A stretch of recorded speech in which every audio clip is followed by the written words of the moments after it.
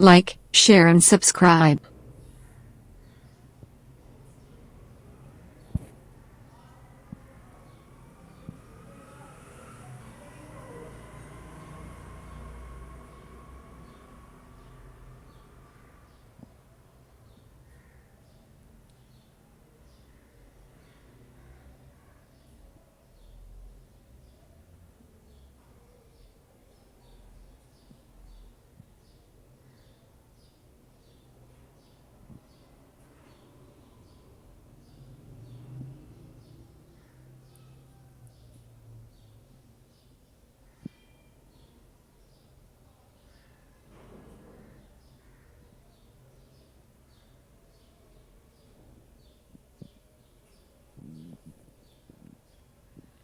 अस्सलाम वालेकुम friends, welcome to blue chef apron. और आज मैं आपके लिए लेके आई हूँ दो ज़बरदस्त रेस्टोरेंट्स का हाई टी रिव्यू। तो सबसे पहले हम आपको हाई टी रिव्यू देंगे वो विला का।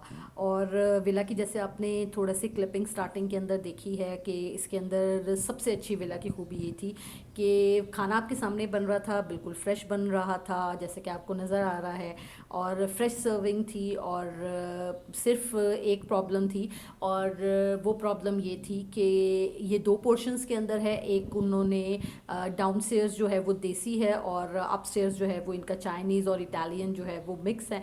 तो आपको थोड़ा सा ऊपर नीचे होना पड़ता है, बट ओवरऑल जो था वो जो विला की हाई टी थी, it's thousand times better than the Nadeem buffet.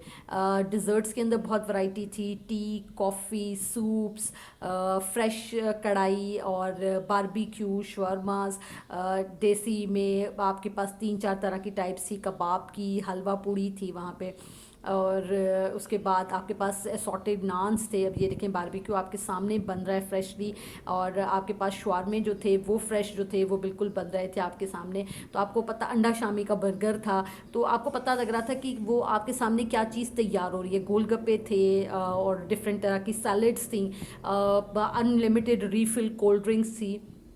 सो आपके पास जो था वो थोड़ी सी जगह कंजस्टेड थी, मैं ये कहूँगी विला के अंदर, but it's a chocolate fountain, और it's too yummy. Desserts are awesome, a huge number of desserts are there. तो ये एक बड़ा अच्छा सा जो था वो विला की जो हाई टी थी उसका जो रिस्पॉन्स था वो बहुत अच्छा था, और एम्बियंस बहुत अच्छी थी। ख़ासतौर पे जो बाहर का व्यू था उनका आउटसाइड का वो बहुत अच्छा था।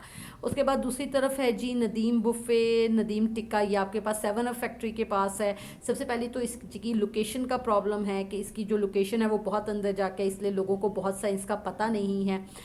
लास्ट ईयर भी मैंने इनकी हाई टी की थी, लेकिन उस टाइम इनकी हाई टी इतनी उस टाइम इनका जो हाई टी थी ना वो बहुत अच्छी थी। ह्यूज नंबर ऑफ डिशेस थी, टेस्ट बहुत अच्छा था, खाना फ्रेश था। लेकिन ये इस सैटरडे मैंने नदीम बुफ़े पे दोबारा हाई टी की है, तो मुझे इतना अच्छा इनका खाना नहीं लगा, खाना फ्रेश नहीं था, और ऐसे था जैसे फ्रोज़न फूड जो है उसको दोबारा से जो है वो गर्म किया गया है। नो डाउट स्टाफ बहुत ज़्यादा कोऑपरेटिव था, जो भी कंप्लेन की उन्होंने उसको एड्रेस ज़रूर किया, लेकिन क्योंकि खाना फ्रेश नहीं था तो जिसकी वजह से नदीम बुफ़े जो था वो सेकंड नंबर पे था। और दूसरा, यहाँ पे एम्बियंस कुछ ख़ास नहीं थी विला के मुकाबले में।